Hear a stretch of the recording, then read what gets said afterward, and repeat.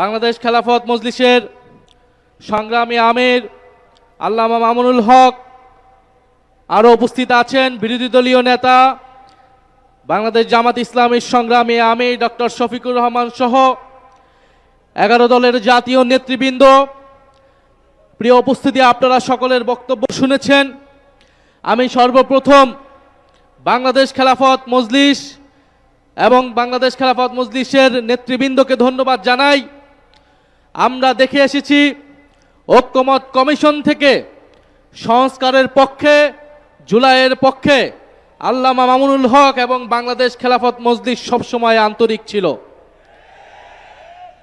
এবং জুলাই সনদের পক্ষে সর্বদা কণ্ঠস্বর সবার আগে রেখেছেন আল্লামা মামুনুল হক। ষড়যন্ত্র করে তাকে সংসদে যাওয়া থেকে বিরত রাখা গিয়েছে, কিন্তু রাজপথে থামানো সম্ভব নয়। আমরা সংসদে আছি জুলাই সনদ বাস্তবায়ন, গণভোট বাস্তবায়নের পক্ষে কথা বলার জন্য, আর রাজপথে আছেন আল্লামা মামুনুল হক সহ নাসিরউদ্দিন পাটোয়ারীরা। ইনশাআল্লাহ আমরা একত্রে আছি। যদি সময় মতো দাবি আদায় না হয়, সংসদ এবং রাজপথ একাকার হয়ে যাবে। গণভোটের গণরায় বাস্তবায়ন করতে হবে। গণভোটে 70% মানুষ হ্যাঁর পক্ষে, সংস্কারের পক্ষে ভোট দিয়েছে।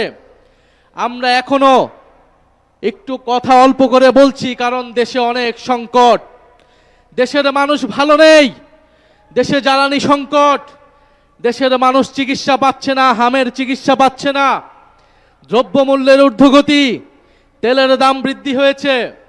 বিরোধী দল থেকে দায়িত্বশীল বক্তব্য দেওয়া হয়েছে, সরকারকে সহযোগিতা করতে চেয়েছি। এই ধরনের অস্থিতিশীলতার সুযোগ নিয়ে রাজনীতি করতে চাইনি, কিন্তু সরকার বারবার কথার বরখেলাপ করছে। সরকার বিশ্ববিদ্যালয়গুলোকে দলীয়করণ করছে, গুন্ডা বাহিনী লেলিয়ে দিচ্ছে, সকল প্রতিষ্ঠানকে দলীয়করণ করছে, বিচার বিভাগকে কুক্ষিগত করার চেষ্টা করছে। বাংলাদেশের জনগণ, বাংলাদেশের ধর্মপ্রাণ দেশপ্রেমিক মানুষ এই নতুন করে জেগে ওঠা স্বৈরতন্ত্র, পুরনো বন্দোবস্ত, পুরনো সংস্কৃতিকে যারা টিকিয়ে রাখতে চায় তাদেরকে কোনোভাবেই প্রশ্রয় দেবে না। বাংলাদেশ খেলাফত মজলিস সহ 11 দল, জাতীয় নাগরিক পার্টি এনসিপি সর্বদা ঐক্যবদ্ধ আছে। আপনাদের প্রতি আহ্বান থাকবে, গণভোটের গণরায় বাস্তবায়নের জন্য আমরা সকলে ঐক্যবদ্ধভাবে রাজপথের এই সংগ্রাম চালিয়ে যাব, যতক্ষণ না সরকার গণভোটের গণরায় বাস্তবায়ন করতে ইচ্ছুক হয়। আর সরকার যদি গায়ের জোরে, 2/3 জোরে গণভোটের গণরায়কে উপেক্ষা করে, তবে তার পরিণতিও পুরনো ফ্যাসিবাদীদের কায়দায় হতে হবে। ফলে এই হুঁশিয়ারি আমরা দিতে চাই, কিন্তু আমরা চাই দেশে স্থিতিশীলভাবে এই দেশের সমস্যার সমাধান হোক। সরকার যত দ্রুত গণরায় মেনে নেবে, তত দ্রুত সরকারের জন্য মঙ্গল, দেশের জন্য মঙ্গল। আজকের এই সমাবেশে যারা উপস্থিত হয়েছেন তাদেরকে ধন্যবাদ জানাচ্ছি। আসসালামু আলাইকুম।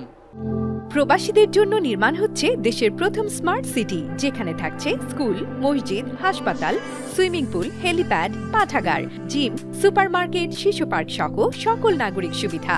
মাত্র 30 লাখ টাকা বিনিয়োগে মিলছে আকর্ষণীয় ফ্ল্যাট। প্লাটিনাম ইনভেস্টরদের জন্য ঢাকা বিমানবন্দরে ভিআইপি প্রোটোকল সুবিধা। বিস্তারিত জানতে যোগাযোগ করুন স্ক্রিনে দেয়া হোয়াটসঅ্যাপ অথবা ইমো নাম্বারে।